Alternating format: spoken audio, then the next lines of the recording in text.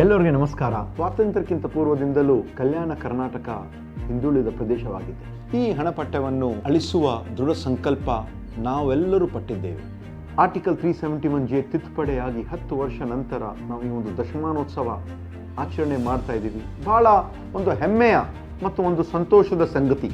ಇದರ ಒಂದು ದೊಡ್ಡ ಕೊಡುಗೆ, ಒಂದು ದೊಡ್ಡ ಪಾತ್ರ ಅಖಿಲ ಭಾರತ ಕಾಂಗ್ರೆಸ್ ಸಮಿತಿಯ ಅಧ್ಯಕ್ಷರುಗಳಾಗಿರುವಂಥ ಸನ್ಮಾನ್ಯ ಮಲ್ಲಿಕಾರ್ಜುನ್ ಖರ್ಗೆ ಸಾಹೇಬರ ಹಾಗೂ ಮಾಜಿ ಮುಖ್ಯಮಂತ್ರಿಗಳಾದ ದಿವಂಗತ ಧರಮ್ ಸಿಂಗ್ ಸಾಹೇಬರ ಹಾಗೂ ಹಲವಾರು ಮಹನೀಯರ ಗಣ್ಯರ ಹೋರಾಟಗಾರರ ಒಂದು ಪರಿಶ್ರಮದಿಂದ ಇದು ಸಾಧ್ಯವಾಗಿದೆ. ತಮ್ಮೆಲ್ಲರ ಪರವಾಗಿ ಅವರಿಗೆ ನಾನು ಧನ್ಯವಾದಗಳನ್ನು ಹೇಳಲು ಬಯಸುತ್ತೇನೆ.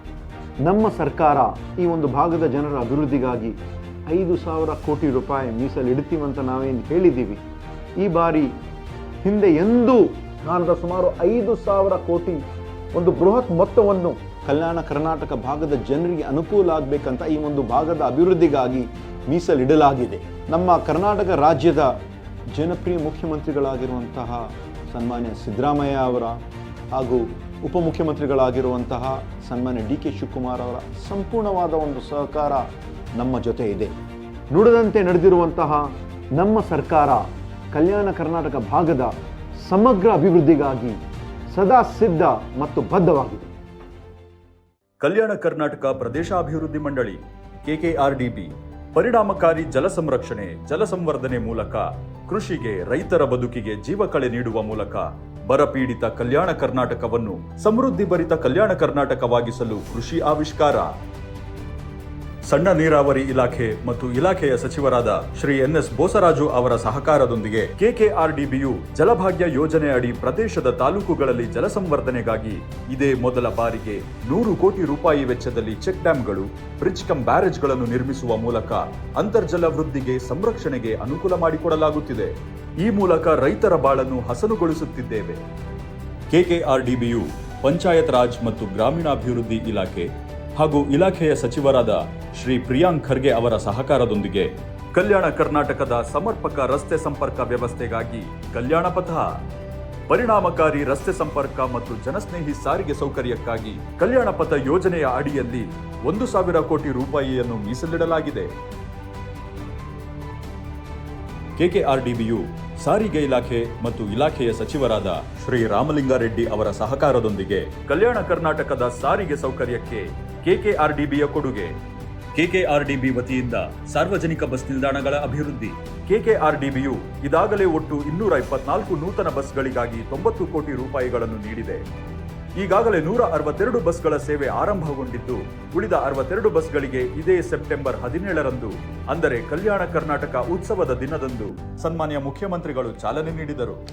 KKRDBಯು ಕಂದಾಯ ಇಲಾಖೆಯ ಸಹಯೋಗದೊಂದಿಗೆ ಮತ್ತು ಇಲಾಖೆಯ ಸಚಿವರಾದ ಶ್ರೀ ಕೃಷ್ಣ ಭೈರೇಗೌಡ ಅವರ ಸಹಕಾರದೊಂದಿಗೆ ಆಡಳಿತದಲ್ಲಿ ಅಭಿವೃದ್ಧಿ. ಕಲ್ಯಾಣ ಕರ್ನಾಟಕದ ಸುಭದ್ರ ಹಾಗೂ ಜನಸ್ನೇಹಿ ಆಡಳಿತಕ್ಕಾಗಿ ತಾಲೂಕು ಆಡಳಿತ ಸೌಧಗಳ, ಮಿನಿ ವಿಧಾನಸೌಧಗಳ ನಿರ್ಮಾಣ. ಗೃಹ ಇಲಾಖೆ ಮತ್ತು ಗೃಹ ಸಚಿವರಾದ ಡಾಕ್ಟರ್ G ಪರಮೇಶ್ವರ್ ಅವರ ಸಹಕಾರದೊಂದಿಗೆ ಕಾನೂನು ಸುವ್ಯವಸ್ಥೆ ಪಾಲನೆಯ ಹೊಣೆ ಹೊತ್ತ ಪೊಲೀಸ್ ಇಲಾಖೆಯ ಕಾರ್ಯನಿರ್ವಹಣೆಗೆ ಅನುಕೂಲವಾಗಲು KKRDB ಕಡೆಯಿಂದ ಸ್ಕಾರ್ಪಿಯೋ ವಾಹನಗಳನ್ನು ನೀಡಲಾಗಿದೆ. ಹಾಗೆಯೇ KKRDBಯು ವಿಜಯನಗರ ಜಿಲ್ಲೆಯಲ್ಲಿ KSRP ಕಾರ್ಯಾಲಯ, ಪೆರೇಡ್ ಮೈದಾನ ಮತ್ತು ಪೊಲೀಸ್ ಇಲಾಖೆಯ ಶ್ವಾನದಳಕ್ಕೆ ಕಟ್ಟಡ ನಿರ್ಮಾಣ ಮಾಡಿದೆ. ಜೊತೆಗೆ KKRDBಯು ಕಲ್ಯಾಣ ಕರ್ನಾಟಕ ಪ್ರದೇಶದಲ್ಲಿ ಕರ್ನಾಟಕ ಅಗ್ನಿಶಾಮಕ ಠಾಣೆಗಳ ಮೂಲ ಸೌಕರ್ಯ ವ್ಯವಸ್ಥೆಗಳ ಸೌಕರ್ಯಕ್ಕೆ ನೆರವಿನ ಹಸ್ತ ನೀಡಿರುವುದು ಕೂಡ ಗಮನಾರ್ಹ. ಕಲ್ಯಾಣ ಕರ್ನಾಟಕ ಪ್ರದೇಶದಾದ್ಯಂತ ಹಲವು ಬಗೆಯ ಸೌಲಭ್ಯಗಳುಳ್ಳ ಸುಸಜ್ಜಿತ ಹೊರಾಂಗಣ ಮತ್ತು ಒಳಾಂಗಣ ಕ್ರೀಡಾಂಗಣಗಳ ನಿರ್ಮಾಣ ಮಾಡಲಾಗಿದೆ. ಬಹುತ್ವದ ಆಶಯವುಳ್ಳ ಸಾಂಸ್ಕೃತಿಕ, ಸಾಮಾಜಿಕ ಕಾಳಜಿಯ ಕಾರ್ಯಕ್ರಮಗಳಿಗೆ ವೇದಿಕೆಯಾಗಲು ಸುಸಜ್ಜಿತ ಅಂಬೇಡ್ಕರ್ ಭವನಗಳು ಹಾಗೂ ಟೌನ್ ಹಾಲ್ ಕಾರ್ಯಾಲಯಗಳ ನಿರ್ಮಾಣ. KKRDBಯು ಆರೋಗ್ಯ ಇಲಾಖೆ ಮತ್ತು ಇಲಾಖೆಯ ಸಚಿವರಾದ ಶ್ರೀ ದಿನೇಶ್ ಗುಂಡೂರಾವ್ ಅವರ ಸಹಕಾರದೊಂದಿಗೆ ಆರೋಗ್ಯ ಪೂರ್ಣ ಕಲ್ಯಾಣ ಕರ್ನಾಟಕಕ್ಕಾಗಿ ಆರೋಗ್ಯ ಆವಿಷ್ಕಾರ. KKRDBಯು ಆರೋಗ್ಯ ಆವಿಷ್ಕಾರ ಯೋಜನೆಯಡಿ 300 ಕೋಟಿ ರೂಪಾಯಿಗಳನ್ನು ಮೀಸಲಿಟ್ಟಿದೆ. ಹಲವು ಆರೋಗ್ಯ ಸೇವೆಗಳುಳ್ಳ ಪ್ರಾಥಮಿಕ ಆರೋಗ್ಯ ಕೇಂದ್ರಗಳನ್ನು ಸ್ಥಾಪಿಸಿ ಕಲ್ಯಾಣ ಕರ್ನಾಟಕ ಜನತೆಯ ಸುಸ್ಥಿರ ಆರೋಗ್ಯಕ್ಕೆ ಆದ್ಯತೆ ನೀಡುತ್ತಿದೆ. ಜನತೆಯ ತುರ್ತು ಆರೋಗ್ಯ ಸೇವೆಗಾಗಿ ಹಾರ್ಟ್ಲೈನ್ ಆಂಬ್ಯುಲೆನ್ಸ್ ಸೇವೆಯ ಸೌಲಭ್ಯ, ಕಲ್ಯಾಣ ಕರ್ನಾಟಕದ ಎಲ್ಲ 7 ಜಿಲ್ಲೆಗಳಿಗೂ ಅನುಕೂಲವಾಗುವಂತೆ ಒಟ್ಟು 50 ಆಂಬ್ಯುಲೆನ್ಸ್ಗಳನ್ನು 24x7 ಆರೋಗ್ಯ ಸೇವೆಗೆ ಒದಗಿಸಲಾಗುತ್ತಿದೆ. ವೈದ್ಯಕೀಯ ಸಂಸ್ಥೆಗಳಲ್ಲಿ ಕೆಕೆಆರ್ಡಿಬಿ ವತಿಯಿಂದ ಅತ್ಯಾಧುನಿಕ ಎಂಆರ್ಐ ಸ್ಕ್ಯಾನಿಂಗ್ ಉಪಕರಣ ಸೌಕರ್ಯ. ಕೆಕೆಆರ್ಡಿಬಿಯು ವೈದ್ಯಕೀಯ ಶಿಕ್ಷಣ ಇಲಾಖೆಯ ಮತ್ತು ಇಲಾಖೆಯ ಸಚಿವರಾದ ಡಾಕ್ಟರ್ ಶರಣಪ್ರಕಾಶ್ ಪಾಟೀಲ್ ಅವರ ಸಹಕಾರದೊಂದಿಗೆ ಸಹೃದಯಿಗಳಾದ ನಮ್ಮ ಕಲ್ಯಾಣ ಕರ್ನಾಟಕ ಜನತೆಯ ಹೃದಯದ ಆರೈಕೆಗೆ ಹೃದ್ರೋಗ ಚಿಕಿತ್ಸೆಗಾಗಿ ಜಯದೇವ ಆಸ್ಪತ್ರೆ ನಿರ್ಮಾಣ. ಕಲಬುರಗಿಯಲ್ಲಿ ಸುಮಾರು 222 ಕೋಟಿ ವೆಚ್ಚದಲ್ಲಿ ಶ್ರೀ ಜಯದೇವ ಹೃದ್ರೋಗ ವಿಜ್ಞಾನ ಮತ್ತು ಸಂಶೋಧನಾ ಸಂಸ್ಥೆ ನಿರ್ಮಾಣ.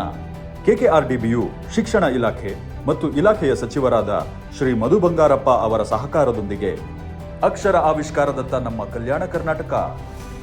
ರಾಜ್ಯ ಸರ್ಕಾರವು ಕೆಕೆಆರ್ಡಿಬಿಗೆ ನೀಡಿರುವ ಒಟ್ಟು 5,000 ಕೋಟಿ ರೂಪಾಯಿ ಅನುದಾನದಲ್ಲಿ ಶೇಕಡಾ 25ರಷ್ಟು ಅಂದರೆ 1,250 ಕೋಟಿಯಷ್ಟು ಹಣವನ್ನು ಕಲ್ಯಾಣ ಕರ್ನಾಟಕದ ಶೈಕ್ಷಣಿಕ ಸುಧಾರಣೆಗಾಗಿ ಮೀಸಲಿಟ್ಟಿದೆ.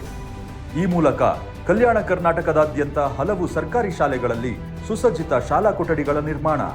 ಬಹುಮುಖ್ಯವಾಗಿ ಸರ್ಕಾರಿ ಶಾಲೆಗಳಲ್ಲಿ ಶಿಕ್ಷಕರ ಕೊರತೆ ನೀಗಿಸಲು ಅಕ್ಷರ ಮಿತ್ರ ಯೋಜನೆಯ ಅಡಿ 2,618 ಅತಿಥಿ ಶಾಲಾ ಶಿಕ್ಷಕರ ನೇಮಕ.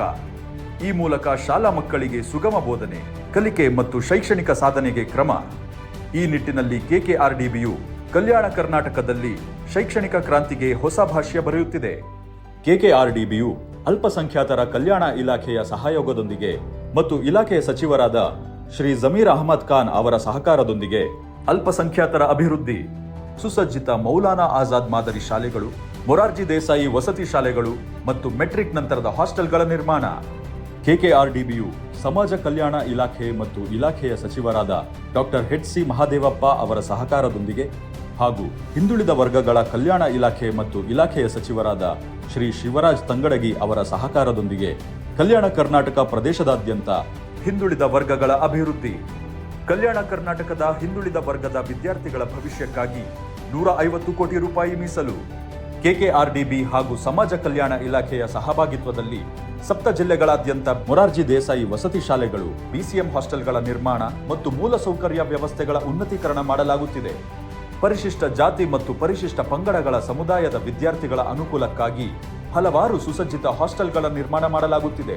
ಸ್ಪರ್ಧಾತ್ಮಕ ಪರೀಕ್ಷೆಗಳಿಗೆ ತಯಾರಾಗುತ್ತಿರುವ ಉದ್ಯೋಗಾಕಾಂಕ್ಷಿಗಳ ಅನುಕೂಲಕ್ಕಾಗಿ ಬಹುಸೌಕರ್ಯವುಳ್ಳ ಸರ್ಕಾರಿ ಕೇಂದ್ರ ಗ್ರಂಥಾಲಯಗಳ ಸೌಲಭ್ಯ.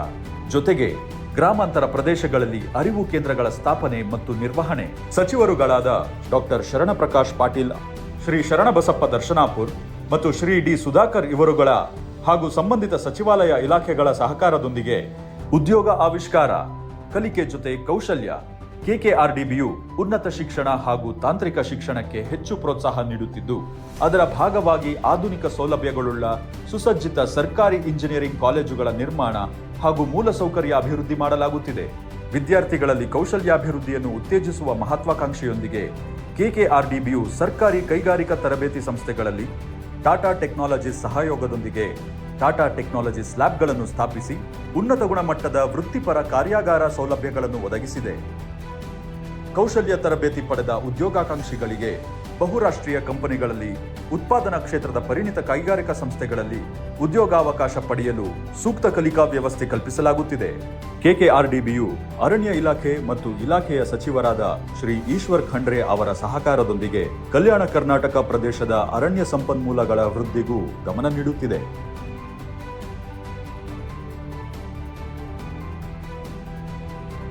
ಕಲ್ಯಾಣ ಕರ್ನಾಟಕದ ಅಭಿವೃದ್ಧಿಗೆ ಹಿಂದಿನ ಮನಮೋಹನ್ ಸಿಂಗ್ ಸರ್ಕಾರ ಇದ್ದಾಗ ಸಂವಿಧಾನಕ್ಕೆ 371 ಆರ್ಟಿಕಲ್ ಅನ್ನು ತಿದ್ದುಪಡಿ ಮಾಡಿ 371 ಜೆ ಅನ್ನು ಸೇರ್ಪಡಿಸಲಾಯಿತು.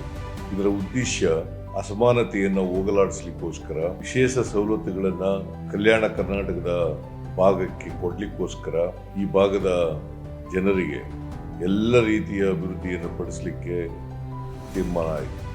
ಈ ಸಂವಿಧಾನ ತಿದ್ದುಪಡಿ ಆದಂಥ ಸಂದರ್ಭದಲ್ಲಿ ನಮ್ಮ ಪಕ್ಷ ಅಧಿಕಾರದಲ್ಲಿತ್ತು, ನಾನೇ ಮುಖ್ಯಮಂತ್ರಿ ಆಗಿದ್ದೆ.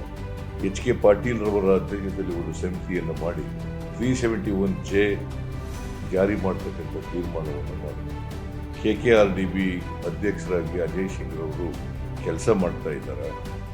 ಈ ವರ್ಷ ಕಲ್ಯಾಣ ಕರ್ನಾಟಕದ ಅಭಿವೃದ್ಧಿಗೆ 5,000 ಕೋಟಿ ರೂಪಾಯಿಗಳನ್ನು ನೀಡಿದ್ದಾರೆ. ಈ ಭಾಗದ ಸರ್ವತೋಮುಖ ಅಭಿವೃದ್ಧಿ ಮಾಡಬೇಕು, ಅಸಮಾನತೆಯನ್ನು ನಿವಾರಣೆ ಮಾಡಬೇಕು ಅಂತೇಳಿ ಪ್ರಾಮಾಣಿಕವಾಗಿ ಎಲ್ಲ ಪ್ರಯತ್ನಗಳನ್ನು ಕೂಡ ನಾವು ಮಾಡ್ತಾ ಇದ್ದೇವೆ. ನಮ್ಮ ಉದ್ದೇಶ ರಾಜ್ಯದ ಸರ್ವಾಂಗೀಣ ಅಭಿವೃದ್ಧಿ ಆಗಬೇಕು, ಹಿಂದುಳಿದಿರ್ತಕ್ಕಂಥ ಭಾಗಗಳು ಕೂಡ ಅಭಿವೃದ್ಧಿಯನ್ನು ಹೊಂದಬೇಕು. ಅದಕ್ಕೋಸ್ಕರ ನಮ್ಮ ಸರ್ಕಾರ ಎಲ್ಲ ರೀತಿಯ ಪ್ರಾಮಾಣಿಕ ಪ್ರಯತ್ನವನ್ನು ಮಾಡ್ತಾ ಇದ್ದೀವಿ. ಬನ್ನಿ, ಕಲ್ಯಾಣ ಕರ್ನಾಟಕ ಪ್ರದೇಶದ ಸರ್ವತೋಮುಖ ಅಭಿವೃದ್ಧಿಗೆ ದೃಢ ಸಂಕಲ್ಪದೊಂದಿಗೆ ಪಣ ತೊಟ್ಟು ಕೆಲಸ ಮಾಡುತ್ತಿರುವ, ನುಡಿದಂತೆ ನಡೆಯುತ್ತಿರುವ ನಮ್ಮ ಕರ್ನಾಟಕ ಸರ್ಕಾರ ಹಾಗೂ KKRDBಯ ಜೊತೆ ಕೈಜೋಡಿಸೋಣ. ಅಭಿವೃದ್ಧಿಯ ಪಥದಲ್ಲಿ ಮುನ್ನಡೆಯುತ್ತಿರುವ ಕಲ್ಯಾಣ ಕರ್ನಾಟಕದೊಂದಿಗೆ ಭಾವೈಕ್ಯತೆಯ ಪ್ರಗತಿಯ ಹೆಜ್ಜೆ ಹಾಕೋಣ.